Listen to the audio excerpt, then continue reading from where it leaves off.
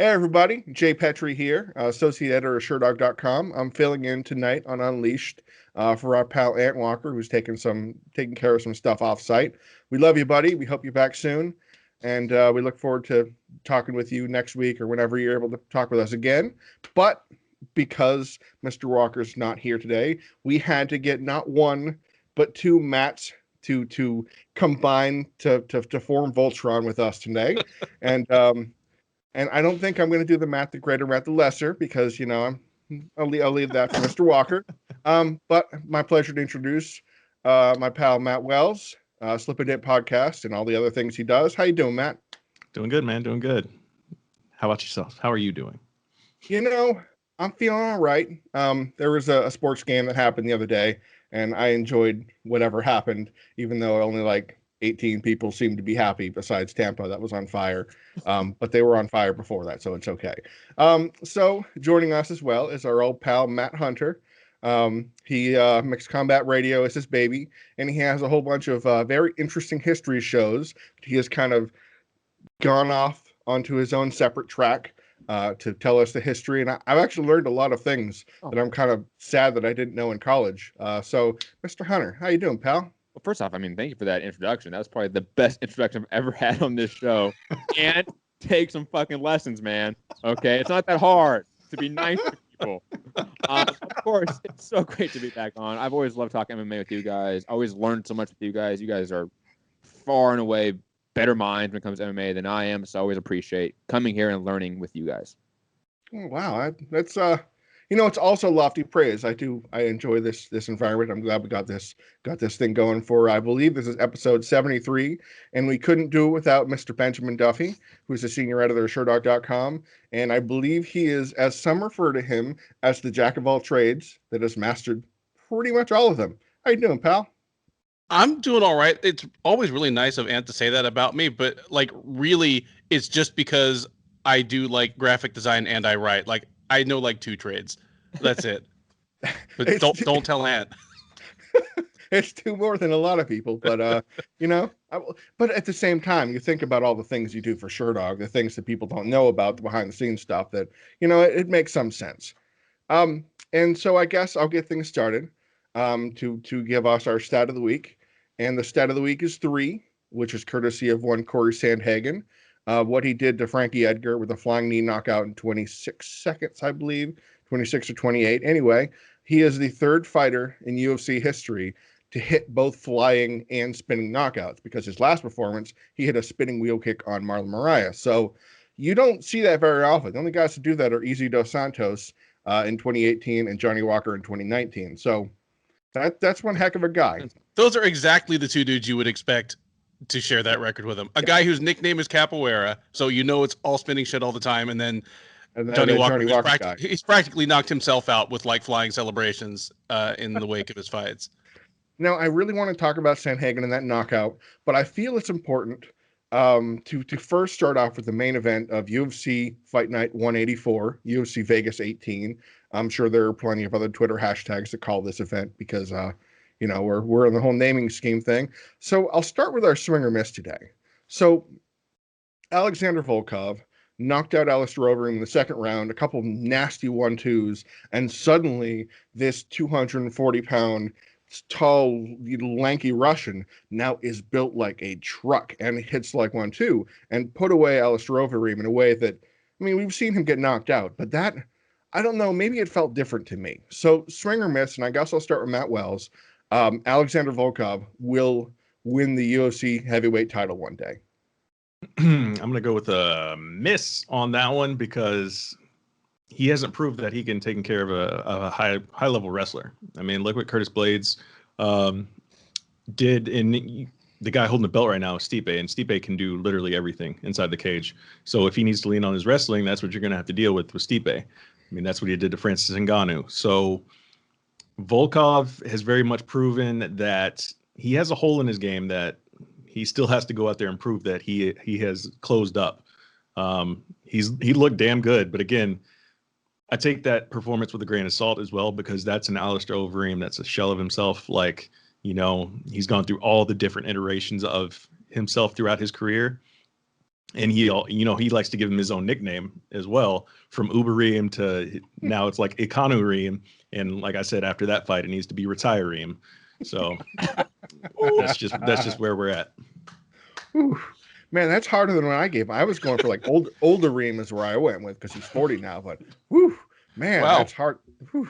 Well, maybe we'll talk about that in a little bit. But before we get to that specific topic, other Matt. I don't know. Maybe both of you will be other Matt by the time the show's over. Volkov, are you swinging or missing on him being a champ? I'm gonna swing on it. Not based off of this performance per se, though. Mm-hmm. I'm a little bit with Matt the Greater. I'll give him that distinction just due to age. That Overeem at this point is a win. It's a quality win because of Overeem's name and the heavyweight division, but it still has an asterisk over that win, even though the heavyweight division isn't the greatest thing like it used to be. But Volkov, I think we forget, like, this guy has been close a few times. You know, he was 10 seconds away from beating Derek Lewis. Yeah. He did lose to Curtis Blades pretty handily, and I think Matt is absolutely right that he needs to fix that hole. But this is also a division where, Stipe Miocic has been very open about kind of leaving and retiring early. Mm-hmm. It's a division where, again, at the very top, Volkov is at the top due to just a lack of great world-level talent in the UFC heavyweight division. So the likelihood of him slipping in and catching a vacant title or whatever within the next 2 to 3 years, it seems likely. So I mean, say swing on this, but not per se because he just beat Overeem. I don't think that's as indicative of him being a champion in the future. Yeah, it makes sense. I mean, if you think of it that way, because Stipe Miocic is 38 and a half, I believe, right now.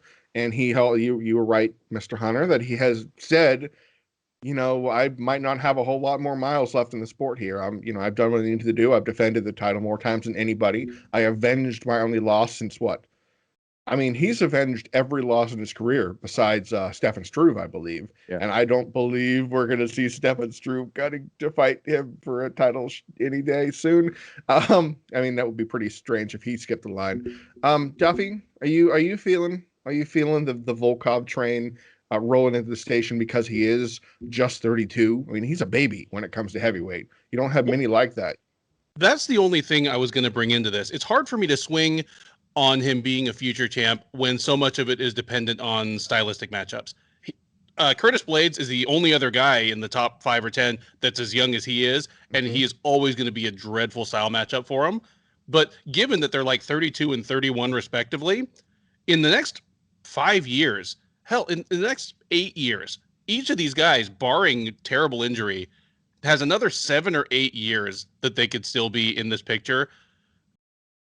I'm tempted to swing just because there will be some time that Blades is out of the picture for some reason and Volkov ends up being the guy. And most of the other guys, like, even as devastating as Francis Ngannou is, I think Volkov would be a problem for Ngannou. As hard as he hits, as fast twitch as he is not a nifty or polished boxer. I could see it looking a little like the Lewis fight where he's just on the end of the guy's jab and at the end of his range, all night. Maybe he catches him, maybe he doesn't. I'm not saying I'd pick him over Ngannou tomorrow, but I'm just saying that Blades is the only, this is a roadblock. As far as Miocic goes, all I know is if Volkov ever fights Miocic, what he should do is shave his head and his eyebrows and just like in tribute to Stefan Struve and see if it like throws Miocic off at all. Come out looking like powder and like see if you can like, put the fear of God into a man. Just change his nickname to Skyscraper in Russian. I mean, that might get in his head, but it isn't actually a point that I was thinking about too, that I think that Volkov would give Ngannou problems. I mean, this is something that I had touched on when I ran the play-by-plays for Sherdog about Ngannou just simply walking through people. Like when he went up against Yazinga Rosenstrike, and he was just throwing these kind of windmill yabba dabba do punches, and he clocked him with one. But at the same time, this is a guy in Volkov who would have the 80-inch long jab that he will use every possible bit of that wingspan to catch him on the way in. So I see that interesting. I think actually, Duffy, you had said this before. when Khabib about Khabib and Poirier and the bad style matchups for Poirier, that, oh yeah, all you have to do is take Poirier down, not let him up and everything like that. Well, not many people can emulate the kind of thing that Khabib presents. In that same regard, I can't think of another heavyweight wrestler that can do that in the division right now. Shamil Abdurakhimov has shades of that takedown game, but he runs out of gas so quickly you don't know. And then if you just go down the rest of the rankings, you got to go down to like maybe Sergey Pavlovich. Curtis Blades is the greatest pure wrestler in heavyweight history, with the possible exception of Cain Velasquez. It's unbelievable how good his takedown game is. And I mean, just in terms of the sheer numbers thing, Blades just blows away Cain Velasquez's total takedown number. Now you can say that's because Cain got him down and he beat 7 colors of shit out of him, and he didn't get 10 takedowns because it only took 2 to finish the fight. See, that's the Khabib Abel Trujillo kind of thing like that. You can say, okay, Khabib hit 21 takedowns, but that means that Abel Trujillo got up 20 times. So it's that same kind of, and then Blades is that style match. I think Blades is a bad style matchup for everybody. I think he actually is a bad style matchup for Francis Ngannou. I know what happened when they met twice, but I can see that Curtis Blades, I mean, Blades he's not 30 yet. He is probably I think he's the youngest heavyweight out there in the top 15 of the roster. Yep. And I think that's going to play in his favor, but I think the youth of Volkov is too on my end. But there's something else that was bugging me about Volkov in particular in the UFC broadcast. So last week at UFC 257, Bruce Buffer broke all the trends and broke Twitter for about a minute and a half when he introduced Michael Chandler as the former Bellator champion. Well, Alexander Volkov was a former Bellator heavyweight champion. I believe he got dethroned by Vitaly Minakov, but he won the title as well. I thought he fought Blagoy Ivanov or something like that. Anyway, Volkov is the former Bellator heavyweight champion. Why is it? And I guess, Hunter, maybe you can help me with that, because boxing, and sometimes they can kind of gloss over certain titles. Why didn't the UFC bother to tackle Volkov's Bellator past either?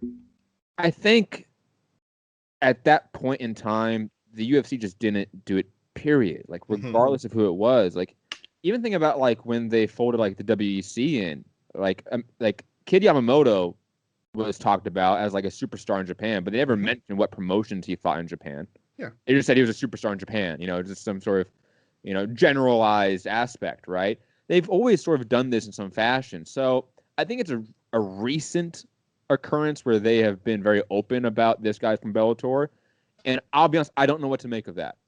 I don't know if they just like see Bellator as such a weak competitor that doesn't matter, or they see him as such a good competitor that it matters. Like there's a lot here that it just doesn't make a lot of sense, and it's hard to compare it to boxing. I don't think it's as equivalent as, let's say, certain promotions or certain entities ignoring certain belts and sanctioning bodies.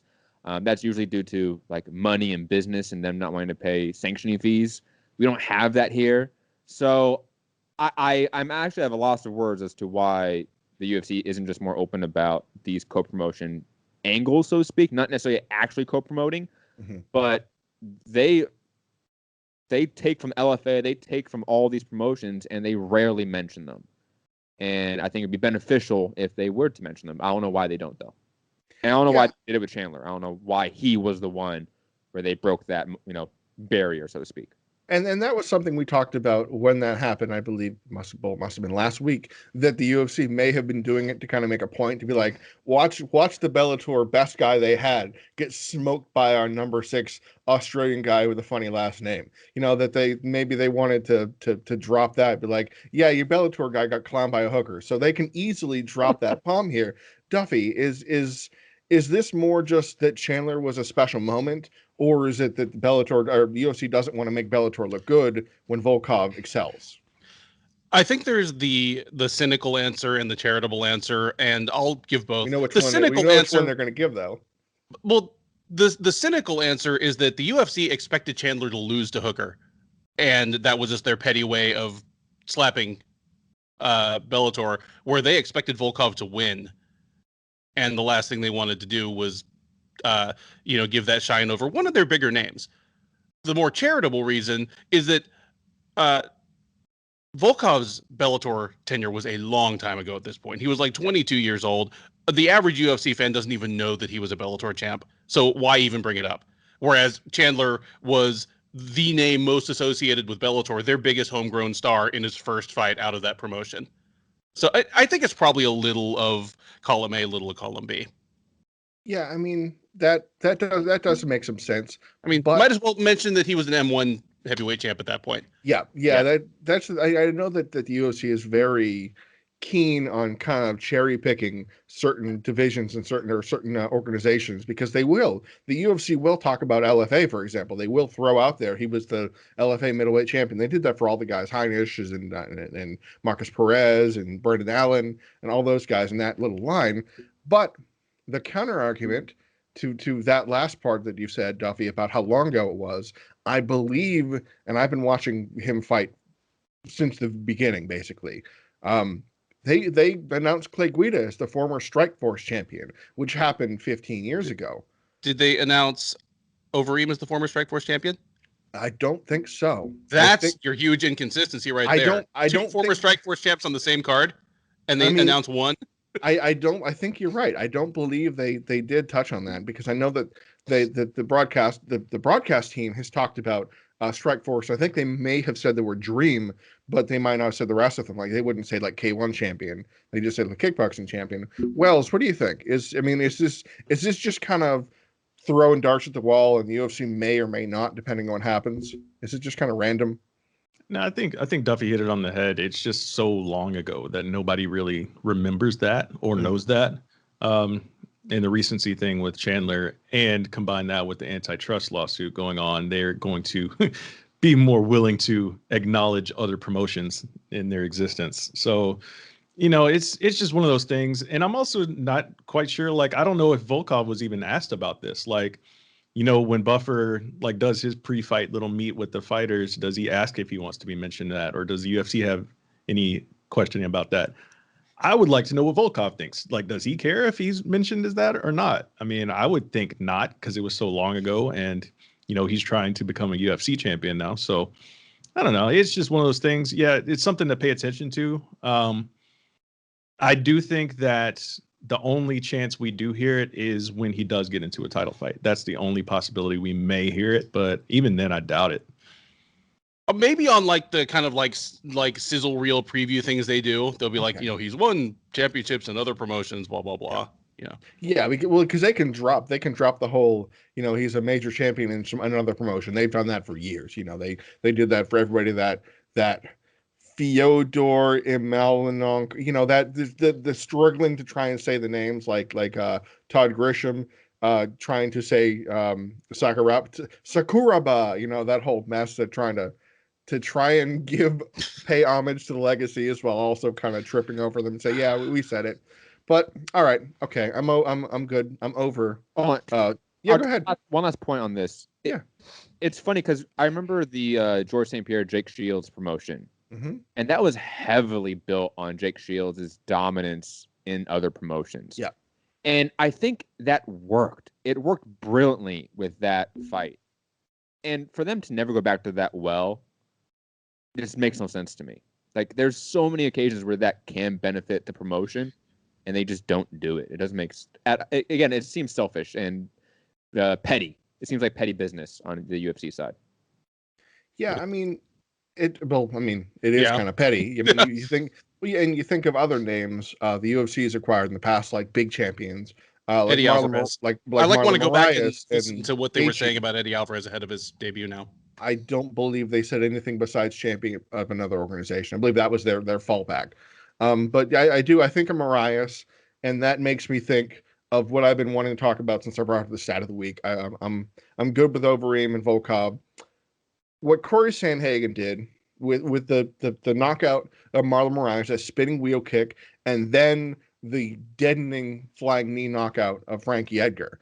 I mean, graphically, viscerally, impressively. Can you think of back-to-back just deadly knockouts that a fighter has put together like Sandhagen? I mean, Duffy, can you think of something what pops out of your head back-to-back? I mean, there's Joaquin Buckley, but he did that against top 50 fighters, not top 5 fighters. Yeah.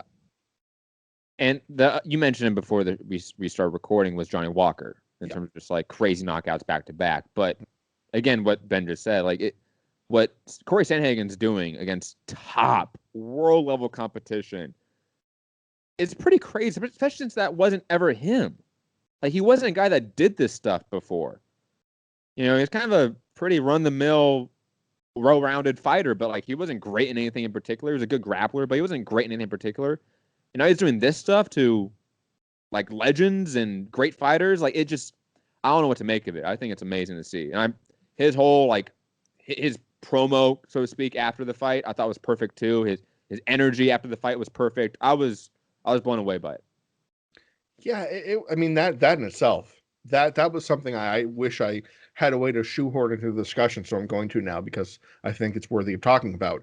In addition to talking about the knockouts, Matt Wells, Sandhagen's demeanor after the fight, he was genuinely sad that he broke Frankie, or what at the time he thought that he had hurt Frankie Edgar. Because that's something we hear from fighters talking about all the time. I want to beat them. I don't want to hurt them.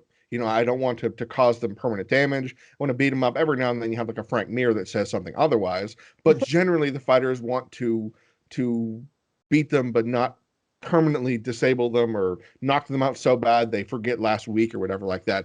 But Cory Sandhagen looked genuinely saddened by what he did. Did you take anything away from that?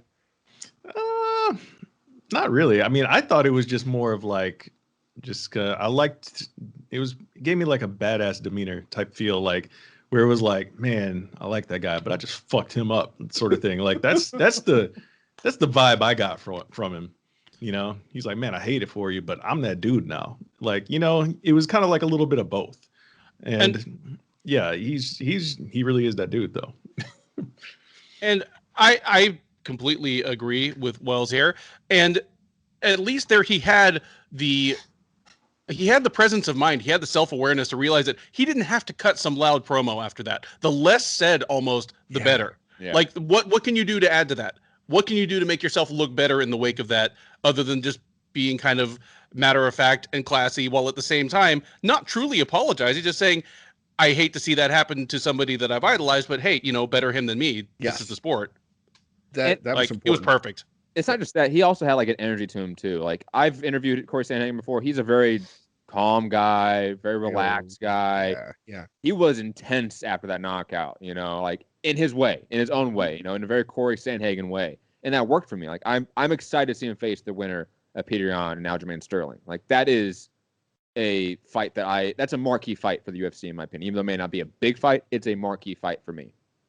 Yeah, and it's the kind of performances that really stick out to make you want to see him fight somebody great.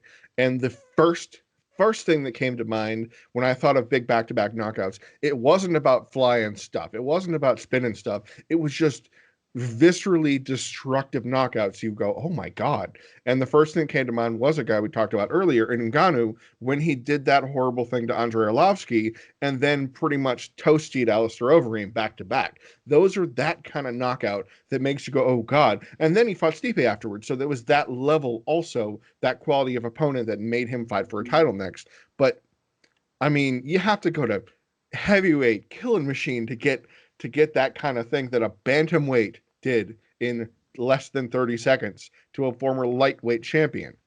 And this used to be a division where we thought nobody really had knockout power. There were a couple of guys. You had like your Lineker and your Dodson, but it was very rare. It's nuts. Let me offer up one, since Jay stole the one I was going to relay out there. By all means. How about one nobody likes to give credit for? Conor McGregor. Chad Mendes. Oh, okay. Oh, Chad Mendes and Jose Aldo back to back. Those are great. Those are great. Titles on the line for both of those too. Yeah. The only knock on it is that Conor lost the first round pretty decisively, but he came back and smashed up Chad Mendes. But yeah, let's be fair. He was talking shit the whole time. Chad Mendes was on top of it. Oh yeah, he was doing what was it, Forrest Griffin, Dan Severn or Don Fry when he was getting taken down. He was trash talking her from underneath. It was. But what he did to Jose Aldo which is the number 2 or 3 pound for pound fighter in the world at the time, behind GSP and John Jones. That's that kind of level. So I can dig that. I can definitely get on board with importance of opponent, dramatic moment. I mean, just deadening a guy like Aldo, doing that slip back bang, and then you see the backstage footage of him actually practicing that exact same thing, and I like that, and I think that's good. And just kind of circling back to, I'm still thinking about Sandhagen and his post-fight press conference, and the way he talked. It was very calm, and there were some interesting post-fight pressers, I think, on this, or at least post-fight interviews. And I think another one of merit is Beneil Dariush, when after he beat Diego Ferreira by split decision in a real exciting, was fight of the night for a reason. The first round was very possibly a round of the year candidate in my eye, just because everything that happened, the dramatic striking, grappling, scrambles, everything was wild. But very possibly the most important thing to come from that is that Dariush on the microphone criticized the matchmakers, saying, look, I'm a top 10-ish guy. Diego Ferreira's a top 10-ish guy. Why are we fighting each other? Why aren't we fighting up the rankings and fighting other people? I mean, does anybody have any thoughts on that? What Wells? Do you think that this is something he should have said? I mean, do you think that did it make sense? Is he going to get punished for? What do you got? What's coming from that? It's a weird promo to cut right after you just had a very impressive fight in the night victory, right? But it also hits home because I and I know a couple other of you guys have always been frustrated when it's like you have two up and coming guys, climbing the ladder that have a bright future in the divisions, and the UFC is just like, nope, you guys fight each other now. Like it's not the time for these two guys to fight. Like, just give them somebody higher ranked. So I 100% agree with everything he said there. I didn't expect him to say it in that moment in the way he did, with such emotion and conviction. I loved it. Very unexpected, but I mean, it's hard to argue with what he was saying. Yeah, and I mean the way he kind of brought that up, you're right. It made me think of like a match like when Cody Garbrandt fought Thomas Almeida. Two undefeated wrecking machines coming, just racing up the division, and the UFC said, no, we're going to sacrifice one of them. And then as a result, one of them was never the same. I mean, let's be fair. Thomas Almeida is not what he was in that, oh my God, this guy could be a true threat of the division, to sparked by Cody Garbrandt, and then he's lost 3 of his last 4 or something like that. And it just, I think I agree with him. I think I do. I mean, at the same time, the fight itself between Dariush and Ferreira had history. The first fight was close. The second fight was even closer. Both of them had improved to a significant degree, and both of them were factors in the division, but that killed the contender in my eyes. And maybe I'm too harsh on that, because I mean, Ferreira is 36, and Dariush isn't that much younger either. And I feel at a lightweight division, when there's so few title shots available in a logjam, and Conor McGregor ends up getting it after all, because we've been hearing today, Monday, that Conor McGregor, Dustin Poirier 3 is the direction the UFC is going. Duffy, are you with me? Did that fight kill a contender, or am I a little too harsh on that? Well, ahead of the fight, on the preview show, I said, and I didn't think of the metaphor until later, but it was two guys with such momentum. Ferreira on a 6-fight winning streak, Dariush on a 5-fight winning streak. All that momentum built up. It is hard to win that many fights in a row in this division. Yeah. And in spite of those incredible streaks, they're both just kind of clawing at the bottom rung of the top 10. And one of them, like Sonic the Hedgehog going shing, was just going to lose all that momentum in a second. And it's that feeling. You're not dead, but all your momentum is gone. You're like, fuck me. It was a bummer that had to happen to one of those guys, especially like I know Matt probably, has some feels for CDF, a longtime Fortis guy. He's been a Texan as long as he's been a Brazilian at this point. So, I love the guy, but I get where he's coming from, but how are you going to do it? Because the top of the lightweight division have paid even more dues to get there. and they're within at least sniping distance of a title shot, it would need to be a top 10 guy or at least a top 10 name who's on his way down. Like, do you match these guys up with Kevin Lee and Donald Cerrone? Do you decide one of them gets to, test Tony Ferguson now? I'd be excited to see those fights, and I'd rather that than they had made this one, especially because this one was a rematch. Like, of all the combinations you could have made, you made a rematch of a fight 6 years ago, and both fighters have just been on absolute scorching hot streak since then. Yeah, this particular matchup didn't make sense to me. I felt what Dariush was putting out, but in general, I think part of it is just this is the division he competes in. I mean, that kind of is the crux of the matter. It's lightweight, They're just. I mean, you look at the top. What is the number 4 guy officially, a champion 1, 2, 3? The third ranked guy is Charles Oliveira, who's on a longer finish and win streaks. So what are you going to make him fight something and then explode that momentum? I mean, Hunter, do you dig that kind of matchmaking of the two guys that are right here and the UFC is strategically going to lower one at the expense of the other?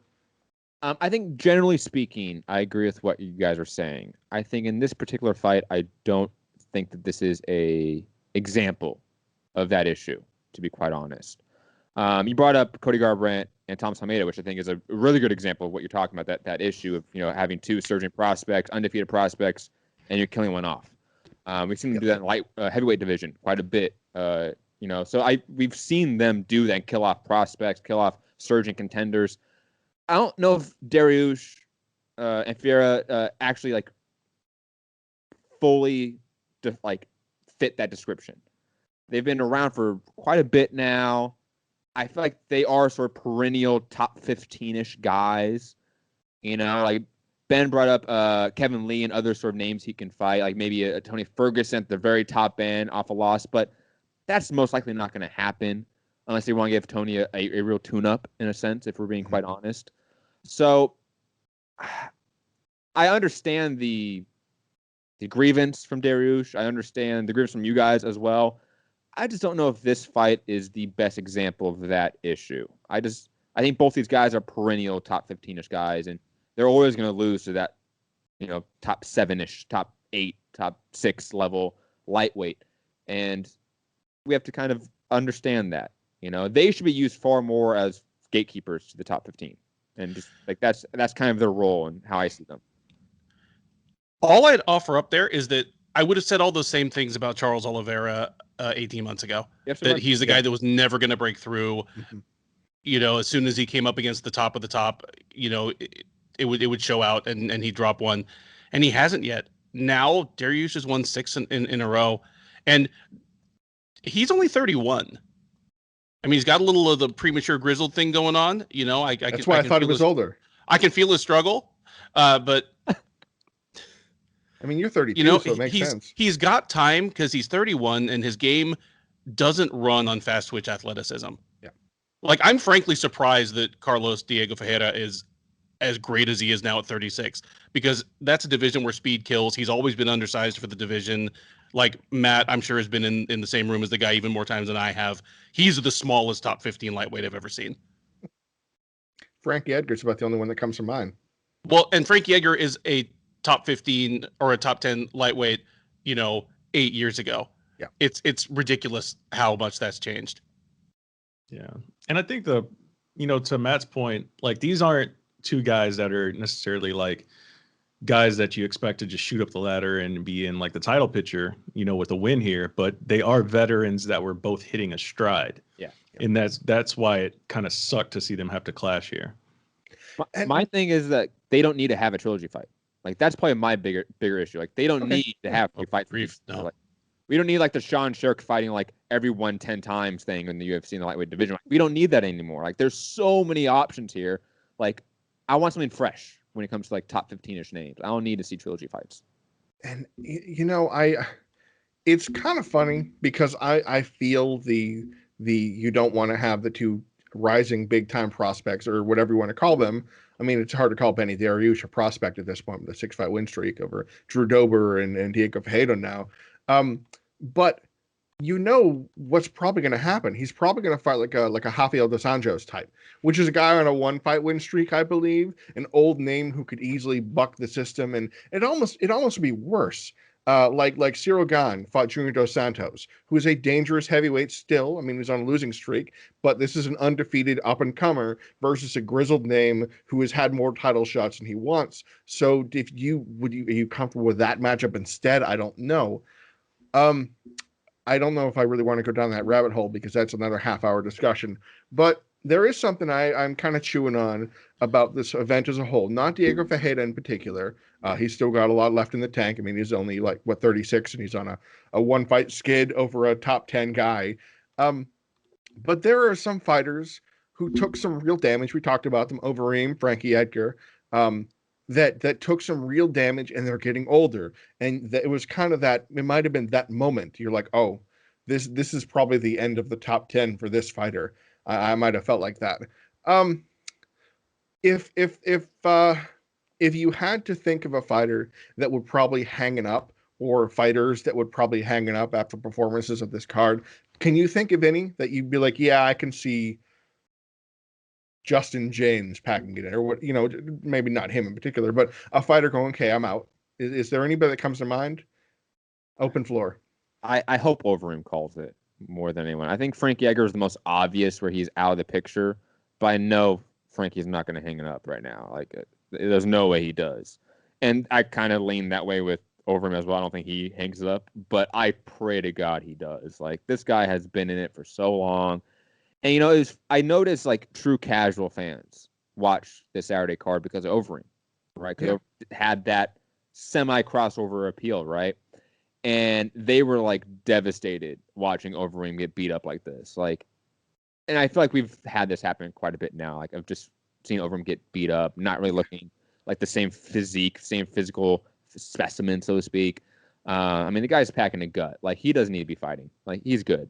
Like, he should take his retirement, go off into eat horse meat in the Netherlands, something like that. Whatever he wants to do.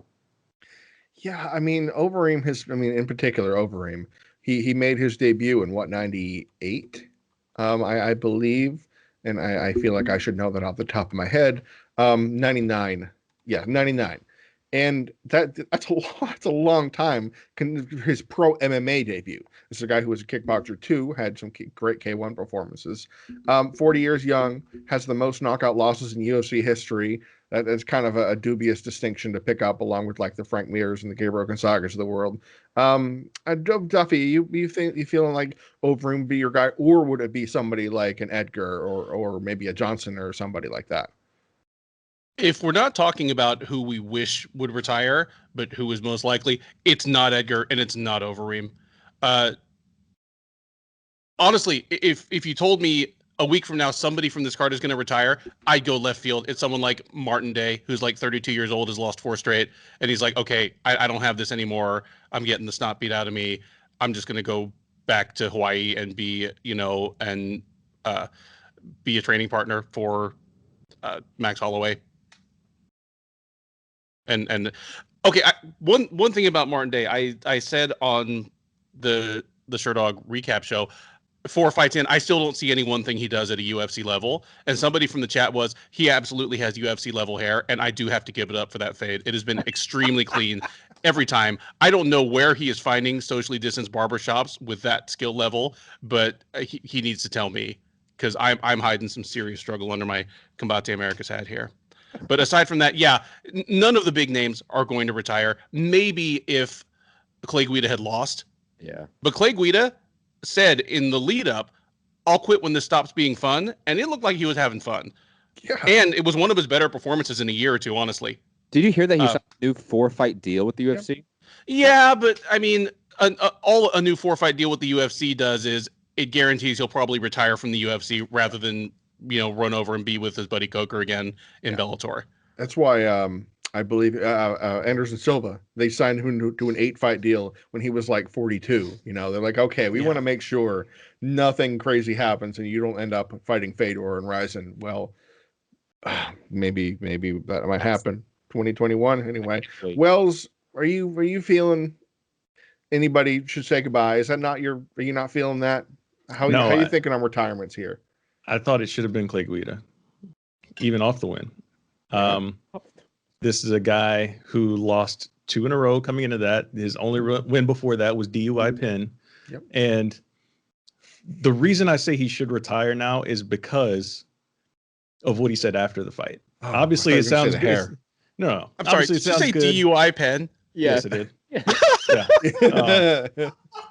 Please continue without me. Yeah. So the fact that he said after the fight that he doesn't want veterans anymore concerns me. That was because something. Bro, you've been struggling against other veterans. You get one win over another veteran who's a 500 fighter, and all of a sudden you want up and comers. No, sir. That's not your speed anymore. You need to stick with the veteran circuit, because look what happens when the other option becomes available. You become a Frankie Edgar on the wrong end of a knee. So that's why I said maybe he should have contemplated, hanging it up on a W. I mean, I think it was both Caposa and Jose Youngs on Twitter, I think in the same 5-second burst. Like, you want a prospect? Here's Rafael Fiziev. Good luck, buddy. Just exactly. Because apparently they want Clay Guida dead. I mean, are there any other old school guys left that he hasn't fought? Cerrone is the only one that comes to mind, and I don't know if that would happen because no, it'll probably happen. But Diego Sanchez, he's done at the end of this fight. He just fought Bobby Green and Jim Miller and all of the other names. Joe Lozon. I mean, his list is just a who's who of the division 10 years ago. I don't know. I don't know what's left other than fun rematches, because I just don't like the idea of Clay Guida fighting rising talent, because then what happens? Best case scenario for Clay Guida, he wins in dramatic fashion. He surprises them like he got Joe Lozon and knocks them out in 67 seconds. Then what? I mean, obviously Joe Lozon's a rising talent now, but my point is, what if he surprises a young gun? He gets put up against, I don't know, for some reason Movsar Evloev needs to take a fight at 155, and that fight happens. What if he beats him? Clay Guida is 39 years young, and he's. What if they give him to Gregor Gillespie as a winnable comeback fight for Gillespie after a long while off and a bad loss, and he got cardio kickboxes Gillespie for 3 rounds? It's so entirely possible that it raises that question, like we talked about earlier, about what's Dariush get next? Dos Anjos, probably a guy who is a dangerous guy who still can win, has a way to win a fight and can totally derail you. So I mean, I wouldn't go so far to say that Clay Guida could be the spoiler, but he looked good out there. This is a guy who's 39 that fought like he was 29, all amped up and ready to go. I mean, he always has cardio for days, but I don't know if he would be better against a tougher guy. But that performance, it was a decent performance. It was a fight that a lot of people were trashing on, and I remember saying, hang on, Clay Guida isn't, for some reason, Clay Guida has an eternally bad rap because of the Gray Maynard fight. Yeah. And to speak up for Clay Guida, a lot of his fights aren't horribly bad, but you have one notorious stinker, and everybody thinks you like that. I mean, Francis Ngannou, Derek Lewis was a worse fight than Guida Maynard, and Francis Ngannou may fight for a title. Well, I say may because John Jones could show up out of nowhere, hit somebody with a steel chair, and then boom, he's in. But speaking of feeling like you were hit by a steel chair, there's something that happened in the event that I want to talk about, and it bothered me. And maybe it didn't bother you guys as much. Between the co-main and main event, in an event that was already pushing close towards 11 o'clock, the UFC decided to add filler. And the filler the UFC added was an Eminem music video showing Eminem training for a fight and calling out Dana White and having a fake Sports Center call out and a bunch of kayfabe and drama and mess. And the 48-year-old Marshall Mathers training for a pro fight. Why? I'll start with you, Mr. Wells, because you appeal more pain than the rest of us. Why did the UFC subject us to that? Why? I'm still confused to this day as of what the hell was going on with that whole thing. What was the point? I don't get it. I don't get it. Like, if anything, this is the weirdest album rollout I've ever seen in my life. Like, that's the only explanation I can come up with. None of it makes sense. I mean, you talk about like the Eminem curse in MMA, like this is that like 10 times over. Like, it actually manifested itself into a Eminem promo with Dana White or whatever the fuck that was. I don't know. I'm still confused about that. Somebody make it make sense. I felt it. I feel you in the Eminem curse thing. Mike Rodriguez, by the way, walked out to Eminem, the Lucky You song with Joyner Lucas. And you know what happened to Mike Rodriguez? He got put to sleep. So Eminem curse is still reigning. It's like we had Hunter, Eminem fighting, pretend slap fight, pro wrestling angle, all that, whatever. Why? Why? This is why the kids don't fuck with Eminem anymore. Okay, it's this type of shit. Okay, I mean, I'm like Matt. Like when I was watching it, I had no idea what was happening. I'm like, I remember like that story breaking of like, oh, Eminem like tells off Dana White, and it was taken seriously, obviously at the time. And so I'm watching it on the telecast. I'm like, why are they showing this? Like I thought this was real, and then it goes into the music video, obviously, and I'm like, oh, that's what this is. It's like Matt said, it's an album rollout. This is the most corporate, like nauseating bullshit rollout I've ever seen in hip hop history. And there's been entire albums that have been linked to a single brand, like a shoe company. And that's the entire song. And those still have more substance and class than what we saw on Saturday. It was horrendous. And yeah, I have no words other than this is why the kids don't fuck with Eminem. Take us home on this topic, Duffy, because I don't have any more thoughts about it. Well, it really makes me think of Clay Guida that we just talked about. I mean, Eminem, he's in his late 40s. His last time out, he completely bodied Machine Gun Kelly, turned him into like an emo pop star, just knocked him completely out of the rap game. And so he thinks he can hang at a UFC level. And it's just really unfortunate. He's going to get hurt by some of these younger rappers. That's such a good comparison. All right. I'm going to very poorly transition. No, I actually have an idea.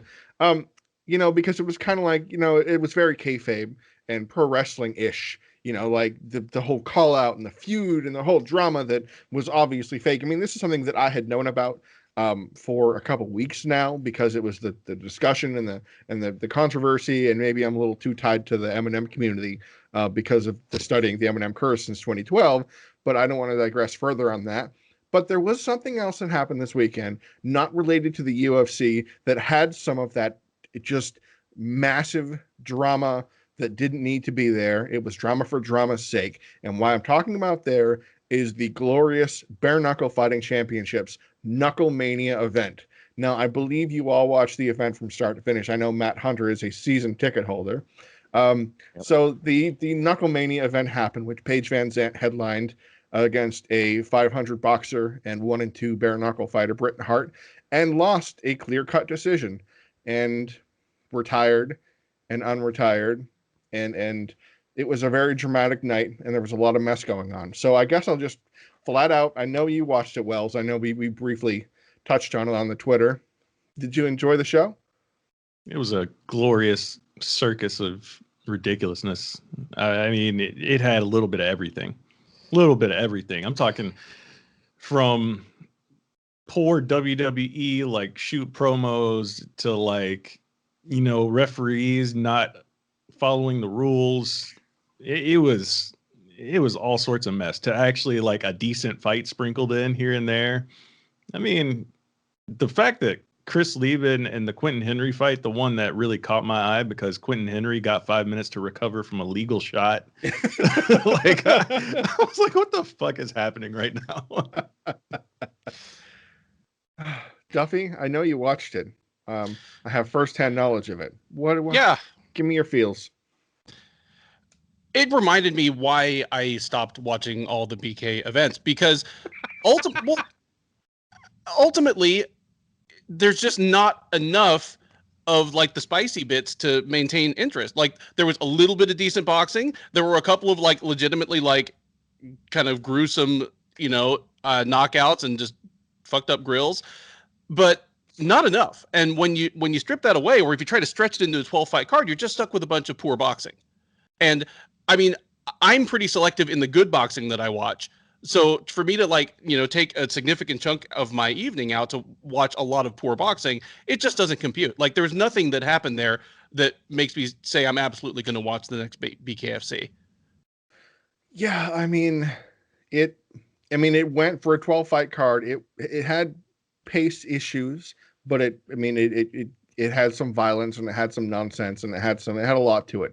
And I enjoyed it because I wanted to take my mind off of legitimate MMA competition, because as media members, we have to cover so many live events every week after week. And then the others come back. Bellator is coming back maybe in April. PFL is coming back then. So, it's just that breath of fresh air and a little bit of nonsense. It's why I like Fight Circus so much. But did the horrible boxing offend your sensibilities, Matt Hunter? I'm closer with Ben on this one for sure.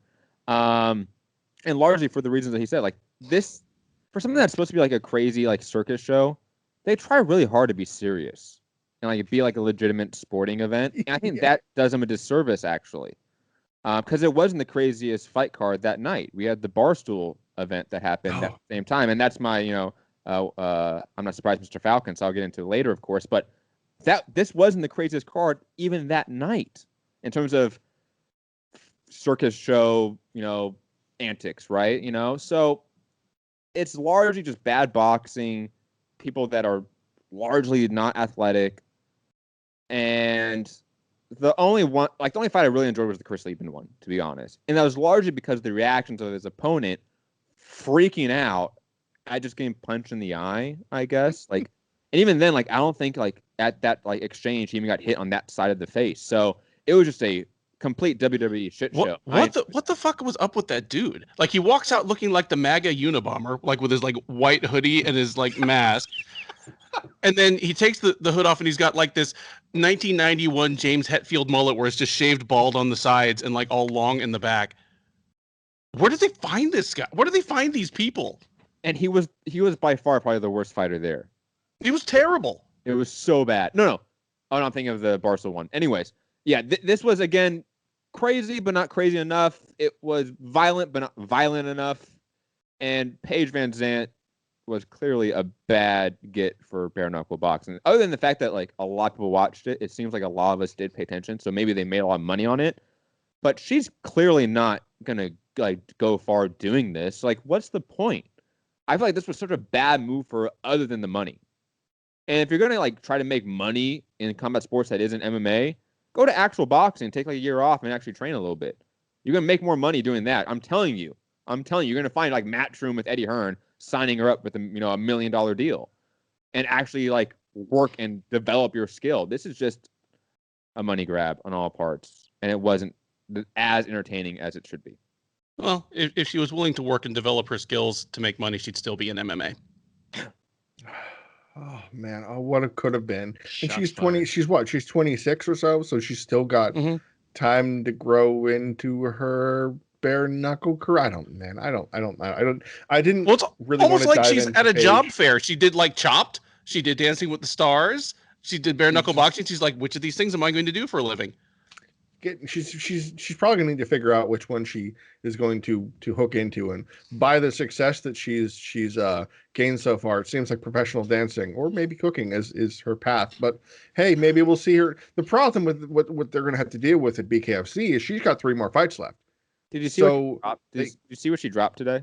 And like, no shade on what she did, but she made her own website that has like a subscription base to it. That's like that was right before. It was right before the event. She dropped that Paige VanZant OnlyFans thing. Okay. $20 a month. Good luck, gentlemen. You're off to the races, I'm sure. I don't want to talk about Paige anymore because I don't want to make it sound like I'm insulting her, because she had a good 5th round. She finally figured it out in the 5th round, and she knocked Britton Hart's teeth out. So at least she had something going there. But I want to get to a segment that's very close to my heart, and it's I'm Not Surprised, Mr. Falcons. And I'm going to start with Mr. Hunter, because the segment the transition between Nonsense BK into the event that you would like to speak about, I would be happy if you would grace us with that. So I missed, I think, a couple of the first few fights, but it doesn't matter because I watched all the good ones. This was a Barstool Sports event. I forget the actual name. Rough and Rowdy. Yeah, it was a pay-per-view. I did not pay for it, of course. How'd you see it then? Dana said he was watching the guy's house, man. I don't know what happened. It didn't work out, I guess. Weird. And, I mean, this was like Fight Circus in Thailand because I know we all love that, right? But it was in America. That was the part that, like, threw me off. We had a guy dressed like Goku, and he was the worst fighter there. Like, he was clearly steroided out.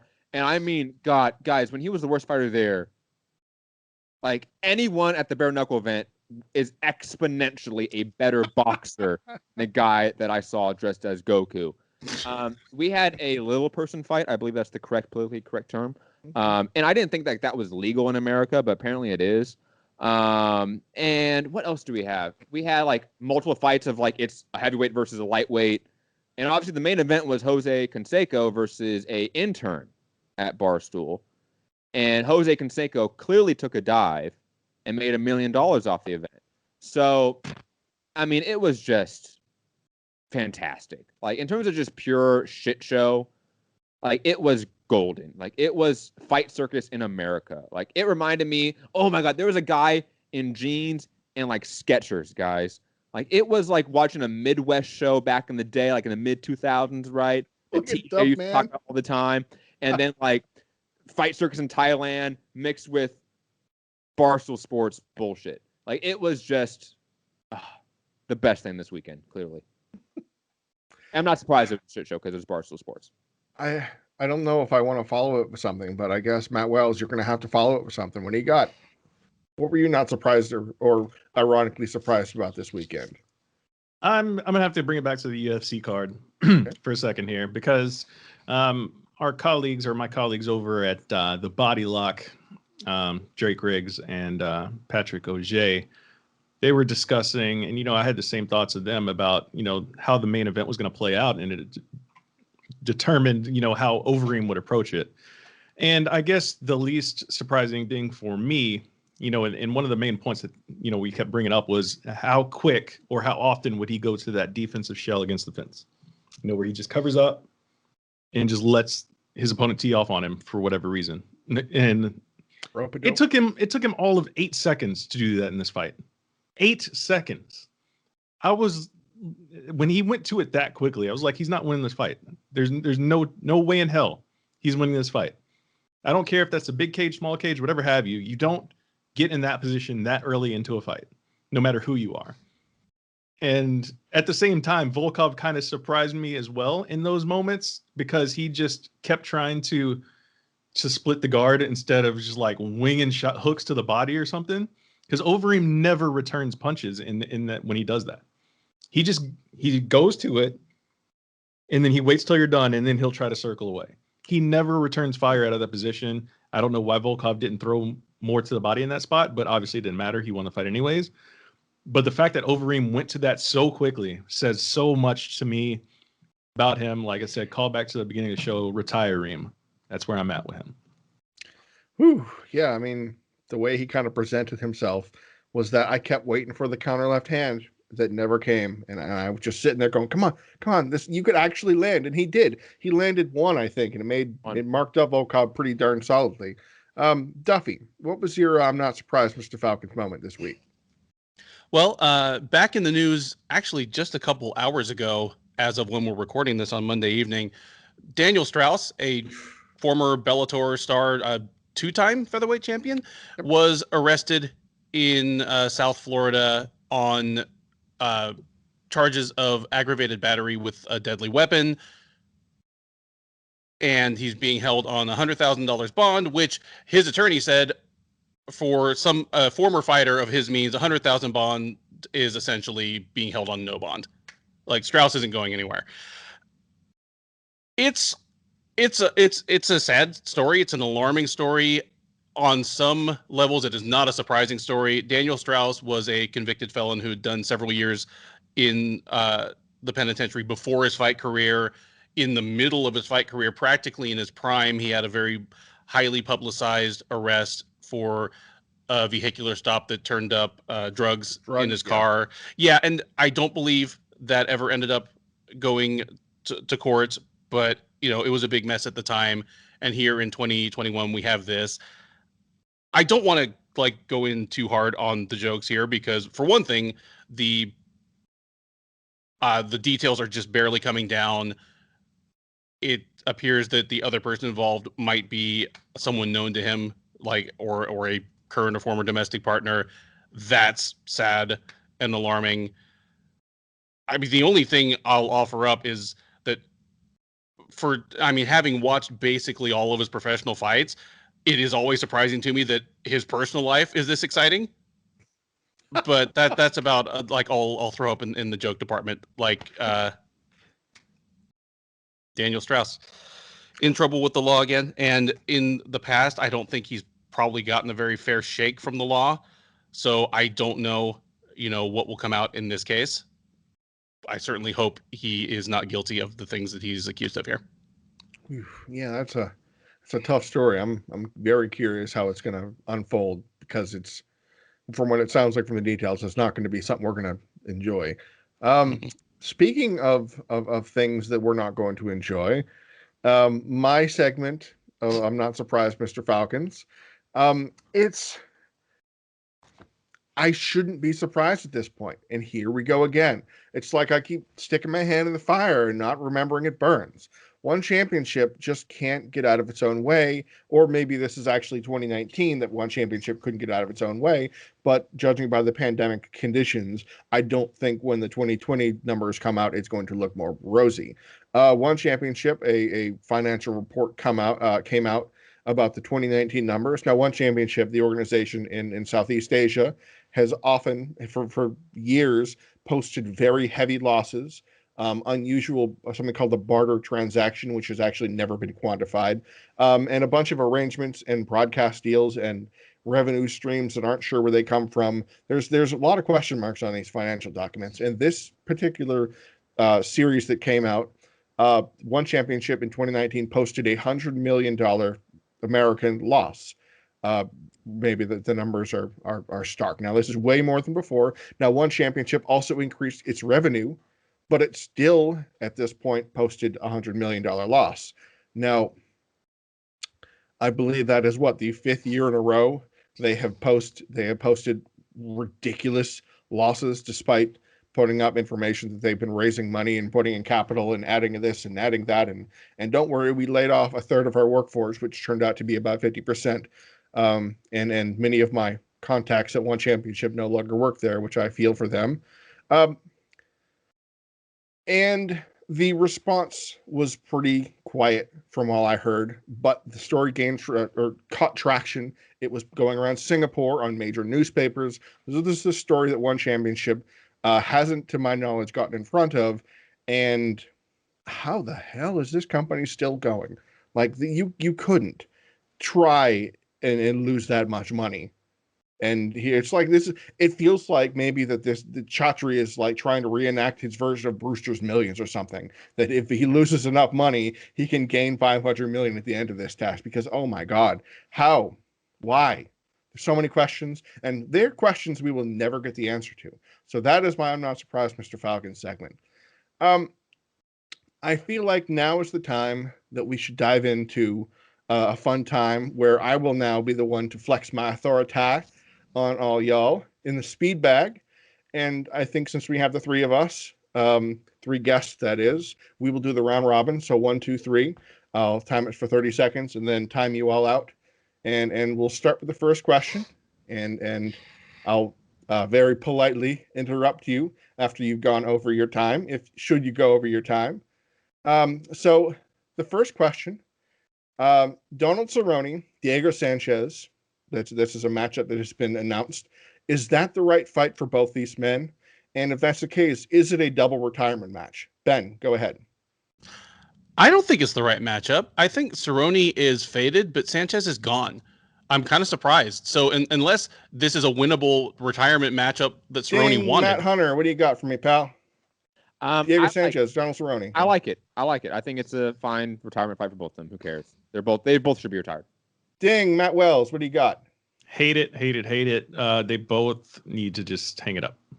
Don't want to see them fight each other. Ding, hey, we all mostly kind of made it within 30 seconds. I'll take it. I'm good with that. So the second question we'll start with here. So the UFC cut a dozen fighters this past week. Now, you've seen the names probably by now. Were any of those cuts surprising? Matt Hunter, go. No. The UFC's wanting to cut a lot of fat off the meat right now. It's not surprising. All right, Matt Wells. Shoeface was the only one with a winning UFC record, so I guess if anything was surprising, him. But all the other ones, no, not surprising. All right, Ben Duffy, what do you got for me? Yeah, Shoeface, definitely the surprising one. Winning record in the UFC, and even coming off a win, I thought. The Tavares loss. Oh, right, Tavares. Anyway, ding, ding, ding, ding, ding. All right, now let's go for question number 3. Nate Diaz. We gotta go with that. Nate Diaz is back in the news again, and not necessarily not for the wrong reasons. Coming out saying his next fight is going to be at 170 pounds. He's training. He's ready and rocking and getting into shape again for a camp, theoretically. Does this mean Conor McGregor 3 fight is happening, or some other big fight, or is he just blowing smoke? Matt Wells. I don't care. Nate Diaz is a novelty at this point for me, so whatever he does, he does. Like, I'm not concerned. Okay, Ben Duffy. I hope not, because I would actually like to see Conor McGregor try to regroup and compete at lightweight, and this would derail that. All right, Matt Hunter. I agree with both Ben and Matt, and I combine their answers. I do not care about Nate Diaz right now. Unfortunately, I'm a huge Diaz fan, but I'd rather see Conor stay at lightweight. Ding! Oh, man, right at the bell. I'm having to ding because I don't have the buzzer. But nicely done, gentlemen. I'll start this off for 30 seconds, and I'll punch through these answers and see how over we can go. So we'll start for the first question. Donald Cerrone, Diego Sanchez. Is that the right fight, or is it a double retirement fight? I think this is probably the right fight because neither of them have a title shot left in their careers, and I could see Diego leaving, but Cowboys got more. UFC cutting a dozen fighters. I am surprised about Shoeface because the UFC likes to keep tough winners on the roster as long as they can, but he's about the only one. And then question 3, Nate Diaz. I really actually do want Conor 3 fight. I think that's a fight to keep Conor out of the title and keep everything, copacetic and shut everybody up. Ding, ding, ding, ding, ding, ding, ding. That was fun. All right. Let us wrap up here. We have a big paper. There is a pay-per-view card happening this coming weekend. And it will be $70. And it is a $70 card that you'll pay $70 for. It will be headlined, UFC 258 will be headlined by Kamaru Usman versus Gilbert Burns. Co-main event is going to be Macy Barber versus Alexa Grasso. And I believe the featured fight of the night is Kelvin Gastelum, Ian Heinisch at the time of the recording. I mean, COVID could easily throw this card away. I have no idea. But the rest of the main card is Pedro Munoz versus Jimmy Rivera, 2 bantamweights. And the opener is a Rock'em Sock'em fight between Julian Marquez, who's finally fighting again for the first time since 2018? 2018. And Mackie Coconut Bombs Patolo. So that's our 5-fight main card. I've said it 4 or 5 times. It's a $70 pay-per-view card. So I'll just flat out come out and say it. Is this card worth $70 to you? Matt Wells, you appear perplexed. Is this a 70? You feel good throwing $70 at this card? That's a tough sell, man. It's a tough sell, but there are a lot of names that I like to see compete on this card. So, unfortunately, like most of them are on the prelims, but the main card isn't strong at all. I mean, the main event the co-main event, you have Alexa Grasso's on 1-fight win streak, Macy Barber, who's coming off of a loss in your co-main event. Like, I don't know what that does for relevance towards a title shot in that division. I mean, obviously, it's a shallow division, so sure, it's going to have some sort of, sway in what happens there, but it's not a super intriguing matchup. I would be fine if this fight was lower on the card. But if this is your co-main event, it speaks to the lack of depth on the card in terms of like relevancy, really, to me. Gastelum in versus Heinisch is a good fight. Maybe that should have been the co-main. I don't know. But again, like Gastelum's in what? He's on a 3-fight losing streak. So, you know, it's just a rough sell, man. It's a rough sell. I don't know if they just happened to, you know, find this card laying or at like or availability of fighters all meeting on this card where it just happens to work out to where it's not a super intriguing pay-per-view event. But I mean, I'm not going to say anything about the main event because that's just a spectacular fight. There's no other way to say it. So that's what's going to be carrying this event. And hopefully it does, man, because I love Usman. I love watching Burns compete. Unfortunately for them, I think that this pay-per-view, when it comes out, when we hear rumors of numbers, it's not going to be very pretty for them. Yeah, I mean, if you look at the rankings, because the UFC still cares about rankings enough for how they match fighters and how they pay them. Macy Barber's the number 10 flyweight, and Alexa Grasso is the number 15. In middleweight, let me see, we have Kelvin Gastelum's number 9, and Heinisch is 15, so 10 and 15, 9 and 15. The original co-main event was a rematch between, I think, currently unranked Chris Weidman, former champion, obviously, and number 8 Uriah Hall. So that, you know, that was the one big hit, but it's still, I don't know if that would have made it imminently that much more better. Duffy, is this a $70 card for you?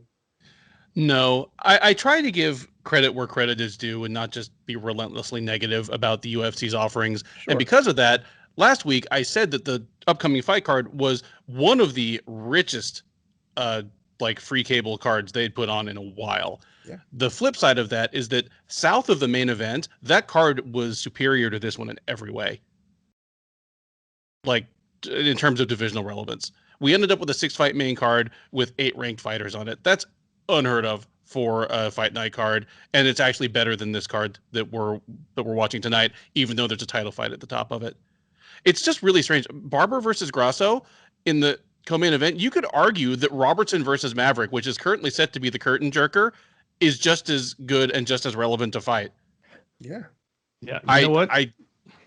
To that point, I just found what should be the co-main event. Like looking at the whole card again, Diego Lima versus Belal Muhammad should be the co-main event. Absolutely. I'm with you there. I think that, yeah, this is, man, this is a card where the prelims I feel are almost better. Like Ricky Simone and Brian Kelleher, that's your fight of the night. Just write the check now. Like, given their histories, given what's going on between the two, given the way Brian Kelleher fights, unless he gets taken down and grinded out by Ricky Simone, it's just come on. And Belal Muhammad, Diego Lima, come on. And even like an old man Bobby Green, Jim Miller fight. Like we know those people. Like in terms of pay-per-view, I know that the UFC always wants to put like people that we know in some fashion on the prelims and sort of like sell the pay-per-view.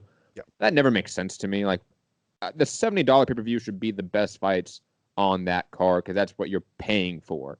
And there are 3 fights that we've all mentioned that I would have put on the main card that are in the prelims that would have maybe make people like me and Ben go, yeah, it's $70. It's worth that. But right now it's not. It's a top heavy card. You have Kelvin Gastelum in there in the main card, but that's about it. That's in terms of real relevancy for the division. So it's one of those. It's top heavy. It happened. Or not really top heavy. It's just in terms of the main card, it's top heavy. You know, it's funny. If you had taken Kamaru Usman versus Gilbert Burns and put that on top of this past week's Overeem Volkov card and that whole package and slide it into the pay-per-view slot, and that would be probably a better thing. And then headline this fight night by Gastelum Heinisch. I mean, I don't know if Barber Grasso would be a headliner fight, but that's the kind of fight. Muhammad Lima maybe is not quite there, but there's real serious fight night bones. Put Jim Miller in the featured fight because Jim Miller's Jim Miller. Everybody loves Jim Miller. A guy who's fighting Bobby Green. Everybody loves Bobby. Anyway, it's an interesting card, and it's something that I want to bring back something that TJ DeSantis used to do, previewing cards on the Short Dog Radio Network and elsewhere.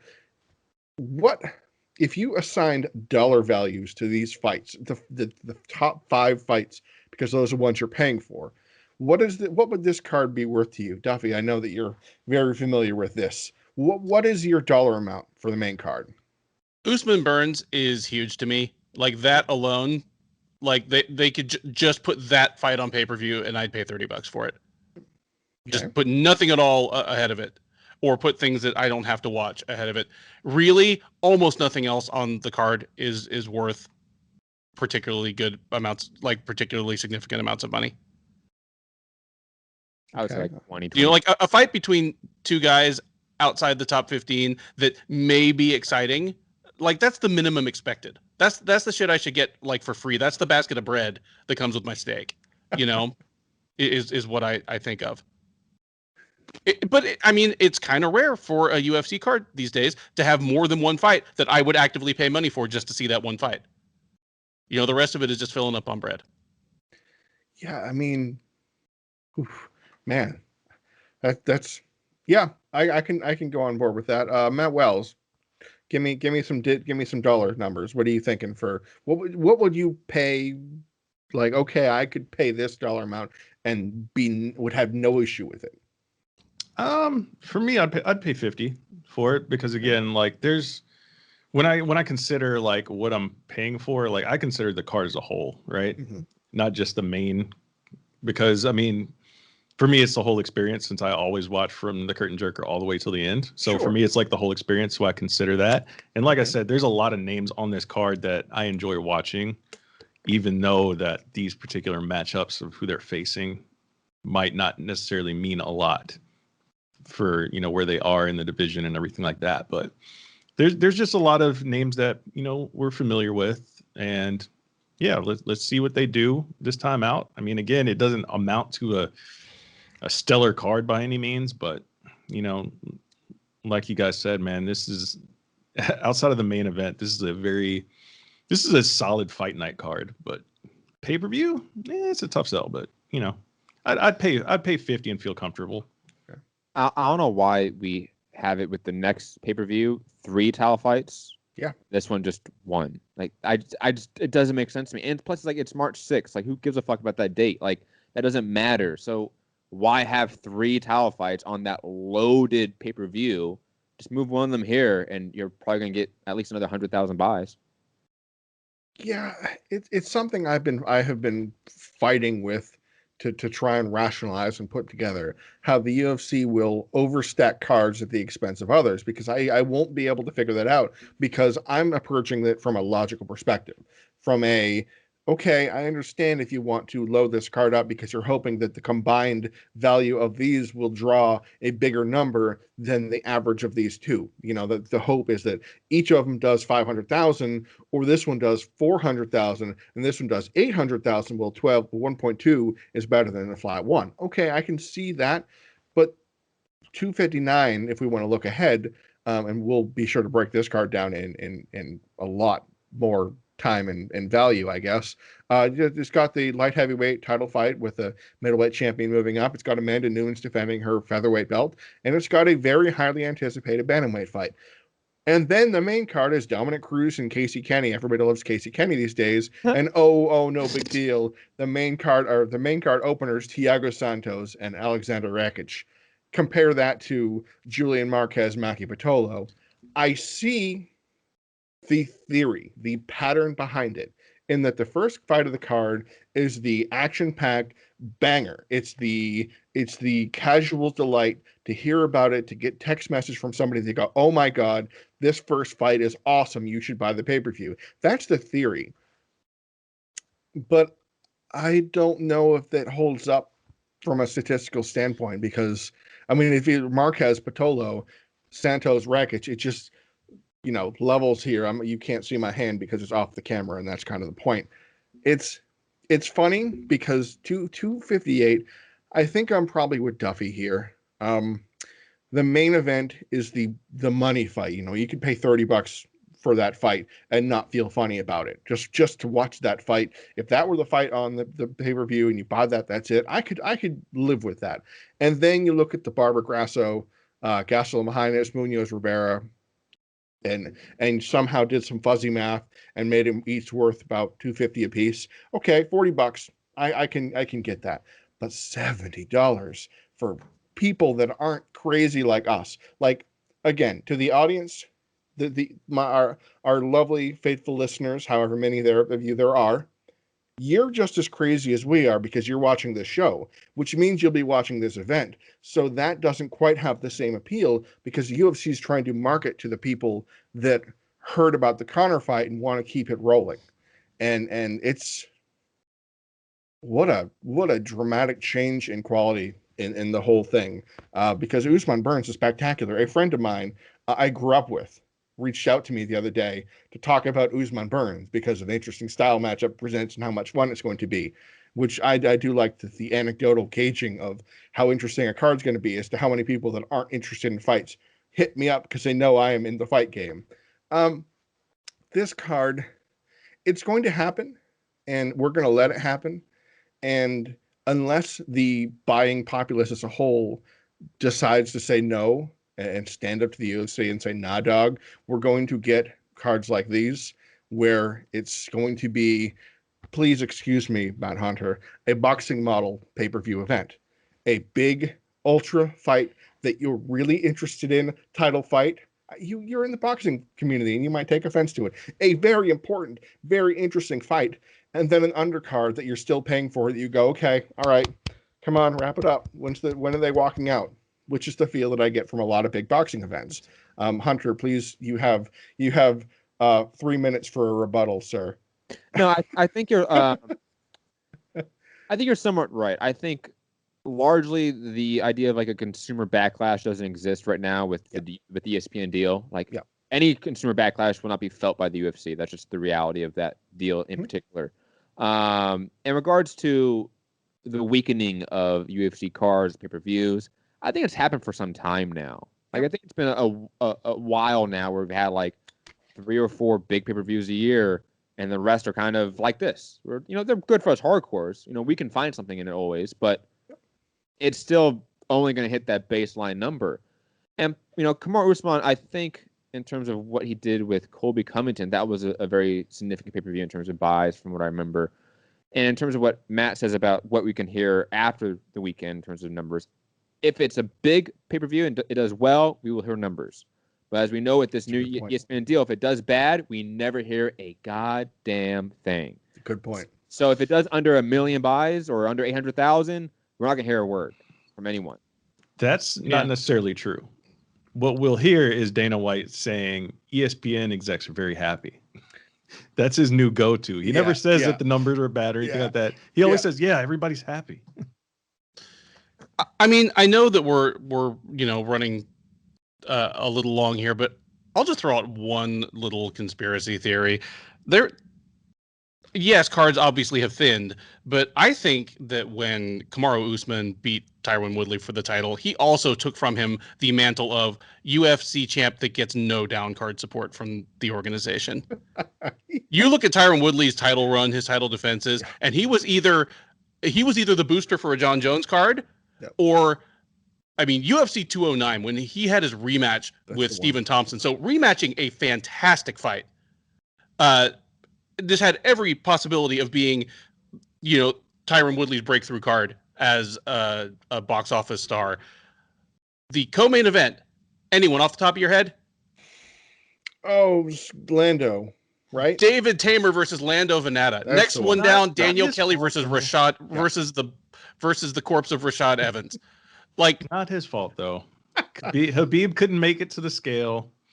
So let's be fair. That was supposed to be a hell of a co-main between him and Ferguson for the, what was that, fourth time that was scheduled? Third time? I forget. Yep. But I mean, you look at any like Woodley card, and he was not getting support. It's almost as though, well, if some of these cards are going to do better than others commercially, if some are going to be, at least relatively speaking, failures, let's make those the fault of the guys we don't like. And to that point, if I can just, I know we're here Please for a little Go ahead. A little more of a hot take, I guess.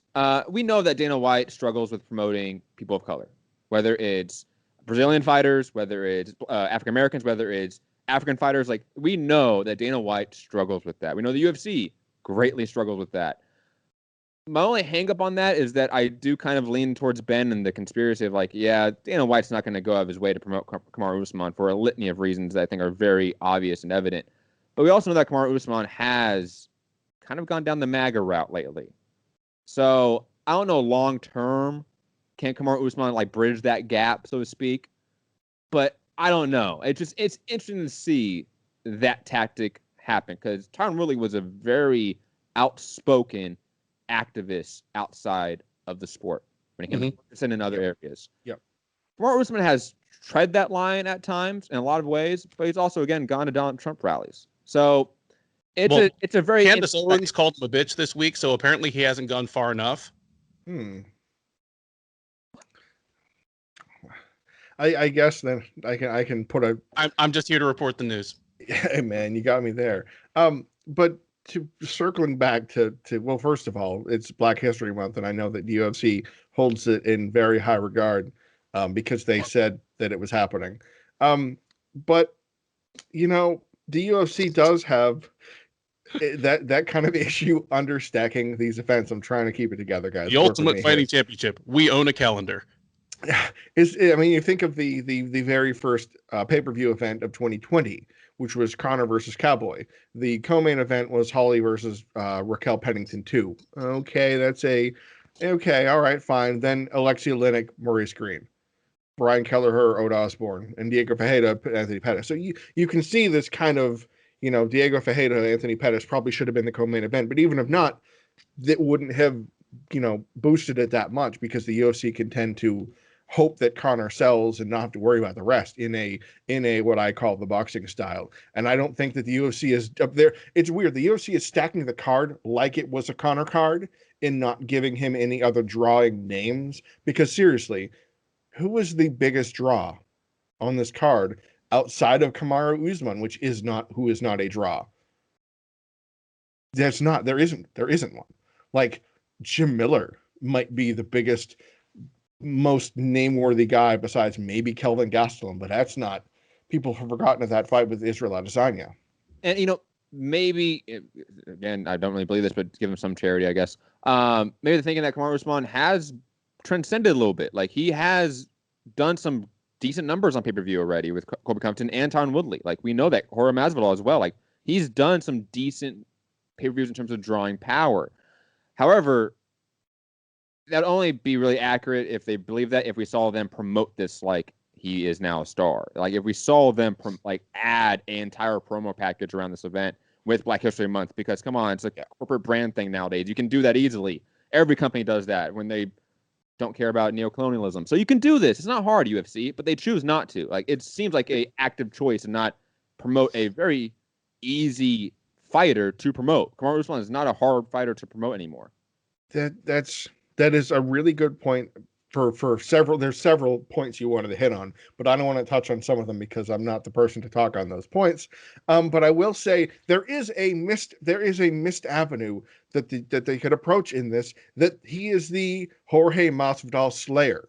You know, sure, Jorge Masvidal took the fight in short notice or whatever, but this is the BMF and he blew him out. You know, it was, I don't remember the scorecards, but wasn't it 50-44 or something like that? The point is, it was a one-sided drubbing of everything besides a finish that Kamaru Usman laid on a guy who was, you know, at one point a very popular figure who has since said words and opened his mouth, and well, you know, life finds a way. So with that, I think it's probably a good time to tap out on this episode of Unleashed. Matt Wells, Matt Hunter, guys, thank you so much for joining us on this very entertaining show. I've had a lot of fun here. Ben Duffy, I mean, come on. You make the teamwork makes the dream work, I believe is the expression. So, you know, this has been a good time. Ant, we miss you. We love you, buddy. We'll see you soon.